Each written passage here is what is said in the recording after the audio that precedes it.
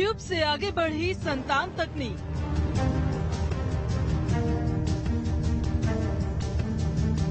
मां की कोख विज्ञान की लैब में आई।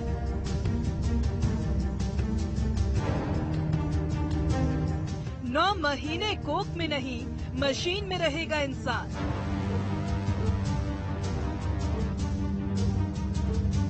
इंसानी दुनिया में विज्ञान का कारनामा।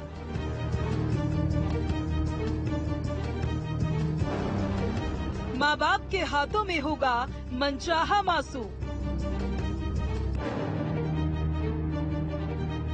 कुदरत के करिश्मे को चुनौती देगी साइंस।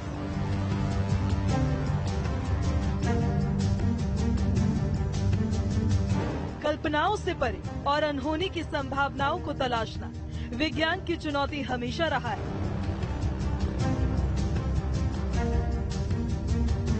कहा जाता है मां की कोख और मौत पर लगाम विज्ञान के हाथ में नहीं।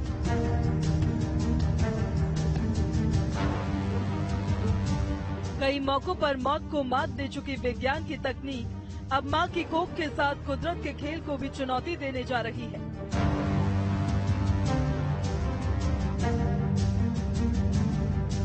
समाज की संतान का सुख भगवान भरोसे वाली दलील अब बदल जाएगी।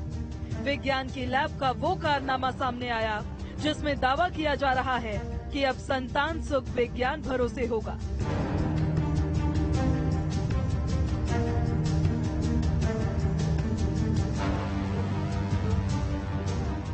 Team news ten.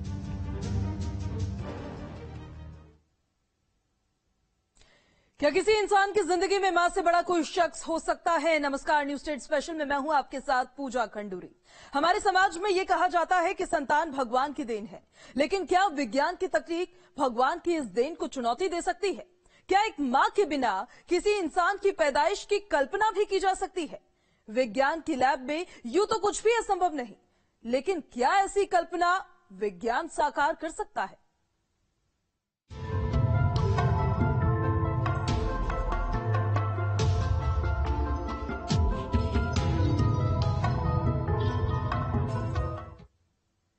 Test tube baby के जरिए सोचिए कि अगर बच्चे के लिए पुरुषों की निर्भरता को विज्ञान कम कर सकता है, तो लैब बेबी के जरिए क्यों नहीं महिलाओं की निर्भरता को भी कम किया जा सकता है।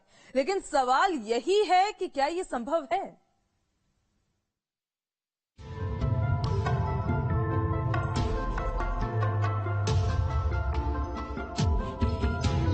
टेस्ट ट्यूब बेबी की तकनीक से हर कोई वाकिफ है। विज्ञान की वो तकनीक जिसमें संतान के लिए फिजिकल तौर पर पिता की जरूरत नहीं होती।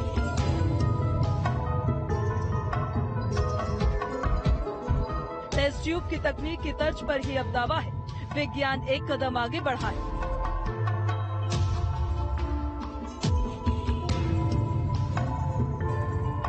दावा किया जा रहा है कि विज्ञान की लैब में अब बिना मां की कोख के बच्चे पैदा किए जाएंगे। ये दावा हैरान करने वाला हो सकता है, लेकिन विज्ञान के सामने नामुमकिन नहीं।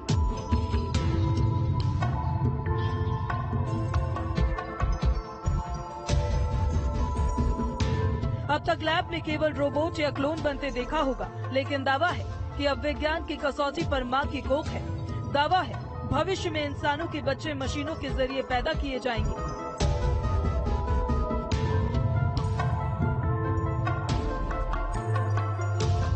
न महिला को प्रेग्नेंट होना होगा, न 9 महीने तक बच्चे को कोख में रखना होगा, न लेबर पेन का सामना करना होगा, न ही डिलीवरी के दौर से गुजरना होगा।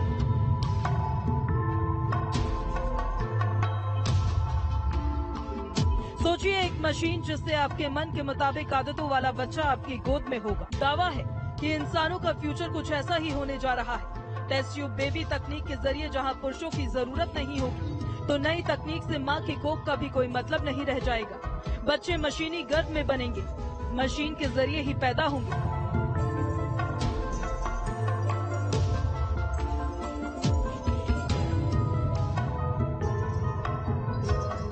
दावा तो ये भी किया जा रहा है कि ऐसे बच्चे का मानसिक विकास इस बच्चे को बनवाने वाले माँ बाप की इच्छाओं के मुताबिक मशीन से कंट्रोल होगा।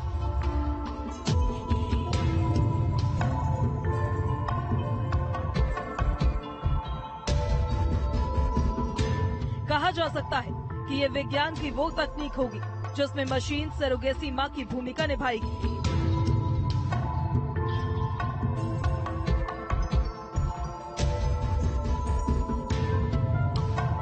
Team news day.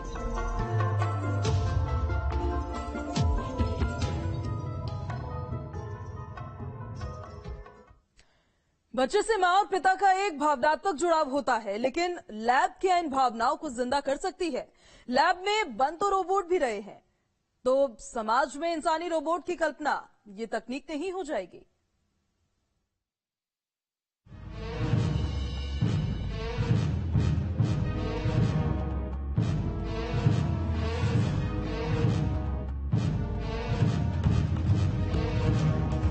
एक माँ खुश होती है जब कोख में पल रहा मासूम किक मारता है।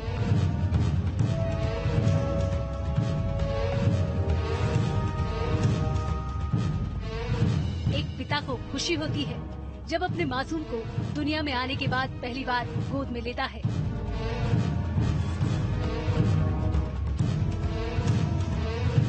मासूम की दुनिया में आने से पहले न माँ उसे देख पाती है और न ही पिता।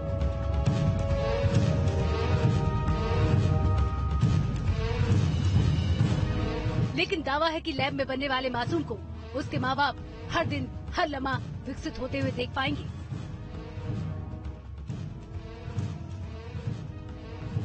ये दुनिया के पहले कृत्रिम भ्रूण केंद्र में संभव होगा, जहां बच्चे बर्थ पॉड्स में विकसित किए जाएंगे। साइंस कम्युनिकेटर हाशिम अल घैली का दावा है, पुश बटन तकनीक से बच्चों को पैदा किया जा सकेगा। गर्भ धारण के लिए महिला की जरूरत नहीं होगी। भ्रूण को विकसित होते माँ बाप देख पाएंगे। कंप्यूटर मैट्रिक्स के जरिए पूरी तकनीक को दुनिया के सामने रखा जाएगा, जिसमें इंसानी व्यवहार की पूरी जानकारी होगी। जेनेटिक्स के जरिए बच्चे के लक्षणों में बदलाव किया जा सकेगा। बर्थ पॉड्स अपने घर में लगवा सकेंगे ताकि अपने मासूम को अपनी आंखों से सामने विकसित होते हुए देखा जा सके। वैसे एक भ्रूण केंद्र में 400 बेबी पॉड्स लगे होंगे। बेबी पॉड्स रिन्यूएबल एनर्जी के जरिए चलेंगे। पॉड्स में बच्चे की हरकत को ऐप से मॉनिटर किया जा सकेगा। हालांकि इन दावों के बाद विवाद शुरू हो गया है। इस कॉन्सेप्ट को गर्भ धारण की नैतिक अवधारणा के खिलाफ माना जा रहा है। बर्थ पॉड्स में बच्चे पैदा करना इंसानियत के खिलाफ माना जा रहा है। हालांकि इसको लेकर साइंस कम्युनिकेटर हाशिम ने साफ कर दिया है कि ये महज एक कॉन्सेप्ट है, जिसको लेकर किसी को परेशान नहीं होना चाहिए। ये एक साइंस फिक्शन है। इंसान को ऐसी तकनीक विकसित करने में सालों लग जाएंगे।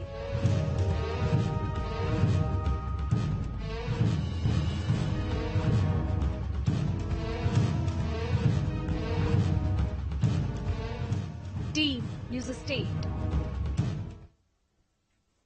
अब आपको बताते हैं कि क्या है ये पूरी आर्टिफिशियल तकनीक से बच्चा पैदा करने की प्रक्रिया वाली कहानी।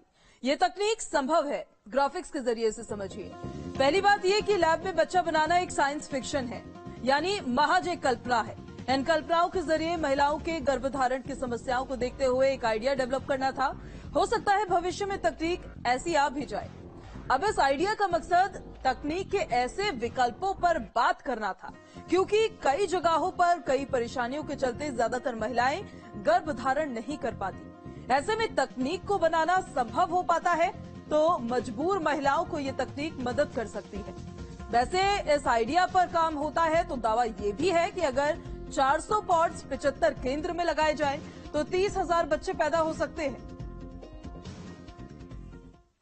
किसी भी इंसान की जिंदगी में माँ बाप बनने से बड़ा सुख दूसरा नहीं होता।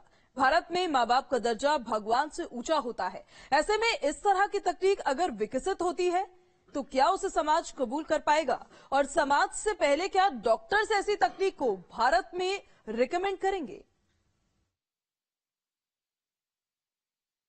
जो माँ और पिता बनने का एक हक है, एक हम लोग को एक ह्यूमन, जैसे कहते हैं ना, हमारा ह्यूमन राइट है कि हम अपनी प्रोजेनी को खुद प्रोड्यूस करें। तो मुझे लगता है कि पहली बात सब डॉक्टर्स की ड्यूटी बनती है कि हम आर्टिफिशियल मेथड्स पे जितना कम जाएं उतना अच्छा है, जितना नेचुरली हम एक कपल को कंसीव कराने में मदद कर सके। उसके बाद हमारे पास अलग अलग टेक्निक्स होती हैं। अगर नेचुरली कपल कंसीव नहीं कर पा रहा है तो कहाँ कमी है वो देखते हुए हम उसको अकॉर्डिंगली प्रोसीजर्स बताते हैं। पर प्रोसीजर भी एक लेवल तक ही यूज करने चाहिए जहाँ पे इंसानियत निर्भरता बनी रहे, क्योंकि उससे ह्यूमैनिटेरियन ग्राउंड, ह्यूमैनिटेरियन फीलिंग्स और एक आपस का म्यूचुअल बॉन्डिंग बनी रहती है। हमारे यहाँ अभी तक इन सब चीजों की इतनी एक्सेप्टेंस नहीं थी। बच्चों में भी जो है वो चीज जो है वो आगे चल के सामने आएगी। तो धीरे धीरे सब इंडिपेंडेंट पर्सनैलिटीज या सोसाइटी होती जा रही है कि आप बस अपने बारे में सोच रहे हैं, अपने अगल बगल या अपने ऊपर नीचे वाले के बारे में नहीं सोच रहे हैं। तो जब तक ये सब चीजें बहुत ज्यादा नहीं वो हो जाएंगी तब तक ये चीजें तो थोड़ी रहेंगी, एक चर्चा का विषय ही रहता है ये।